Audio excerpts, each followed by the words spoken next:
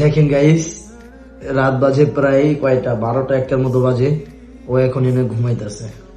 এই মেয়ে, ওইদিক যা, আমি ঘুমাবো। না, উফ, আমি ঘুমাবো না? না, হ্যাঁ, ঘুমাইলে ঘুমাও। ওদিক যাও। না, দেখতাম না। দেখছেন গাইস, ওদিক বলে যাবো না। তা আমার তো ঘুমানো লাগবো, তো ঘুমাও। ভিডিও করতেছি। আমি তাহলে, তুমি এমনি থাকলে আমি কেমনে ঘুমাবো? আমি ঘুমাও। তা তোমার বালিশ কি লেগে আছে? এই যে আমার বালিশ। এটা তোমার বালিশ? না, তো তোমার বালিশে ঘুমাবো না?